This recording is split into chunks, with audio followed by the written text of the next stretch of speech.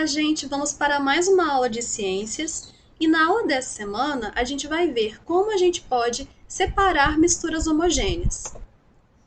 Na maioria das vezes, os materiais que a gente está acostumado, a usar no nosso dia a dia não são encontrados daquela forma, mas a gente encontra eles misturados a outros tipos de materiais. Então é necessário que a gente faça um processo de separação desses materiais para a gente obter aquele que a gente deseja, trabalhar. Um exemplo disso é o sal de cozinha. O sal de cozinha, ele pode ser extraído da água do mar. E para isso a gente precisa separar o sal que está dissolvido na água do mar, né? A mesma coisa é com o combustível. A gente precisa extrair o combustível, no caso aqui é a gasolina, do petróleo através de um processo de separação. Então, para que isso seja possível, é necessário conhecer bem o material que estamos trabalhando e também o material que a gente deseja obter separado. A gente tem que entender do que ele é composto, por exemplo, os átomos, quais tipos de átomos que estão na sua composição, a densidade, o tamanho, se ele é solúvel ou não em água. A gente fala se ele é solúvel ou não em água, a gente chama isso de solubilidade. A gente tem que entender a temperatura de fusão e de ebulição dele, a quantidade de fases na mistura, dentre outras características. E com essas informações, a gente consegue escolher o melhor método de separação. E a gente vai ver alguns desses métodos agora. E a gente vai recordar algumas coisas que a gente viu na aula passada. Primeiramente, o que é uma mistura? Mistura é uma substância que é composta, por moléculas diferentes. E o que é uma mistura homogênea? É uma mistura que a gente não consegue determinar a olho nu o que tem nela, ou seja, a gente precisaria do auxílio de um equipamento, de um microscópio, que seja, para poder determinar direitinho o que está presente ali. E em uma mistura homogênea, a gente tem dois componentes: o soluto, que é a substância que pode se dissolver, e o solvente, que é a substância que dissolve o soluto. Como a água ela é capaz de dissolver a maioria das substâncias, a gente chama ela de solvente universal. E aqui tem um exemplo. A gente tem a água, que é o solvente, porque ela vai dissolver o soluto, e o açúcar, que é o soluto. A gente mistura, e obtém a solução de açúcar em água.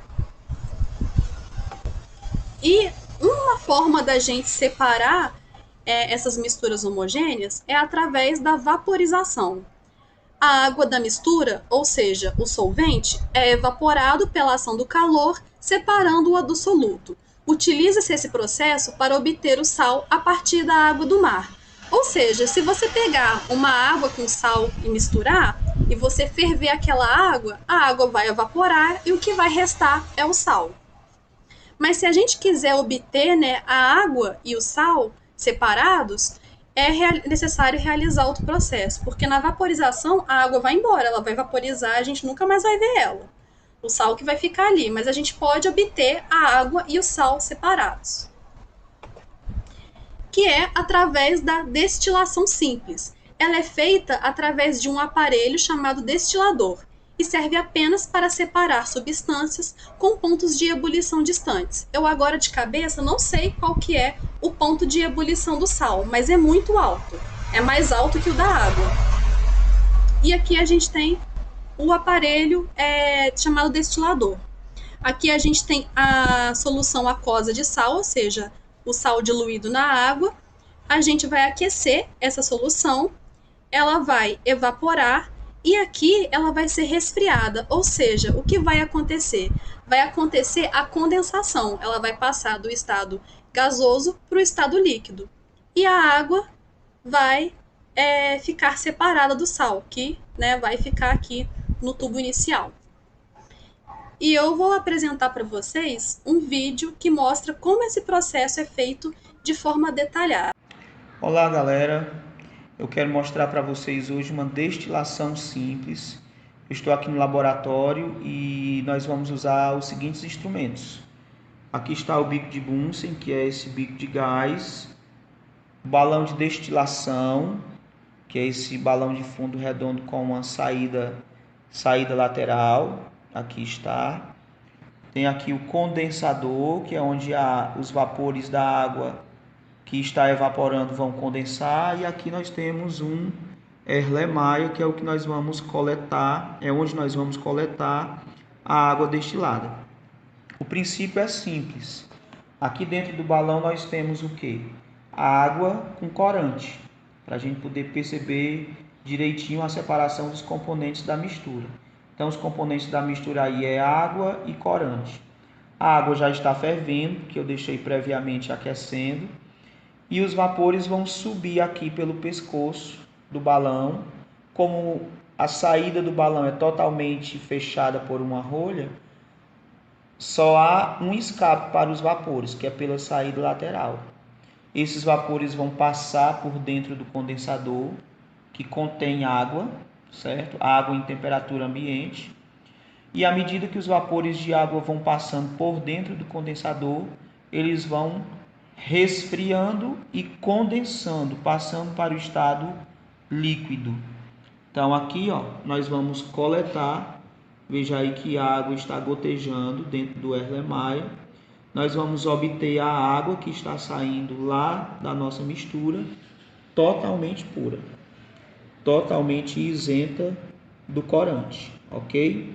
Então esse processo é o que nós chamamos de destilação, ok? Até a próxima. E agora a gente vai ver a destilação fracionada. Ela é utilizada para separar substâncias que possuem pontos de ebulição próximos. Lembrem-se que a destilação simples, ela só pode ser utilizada quando as substâncias que estão ali misturadas, né, possuem pontos de ebulição bem diferentes, bem afastados.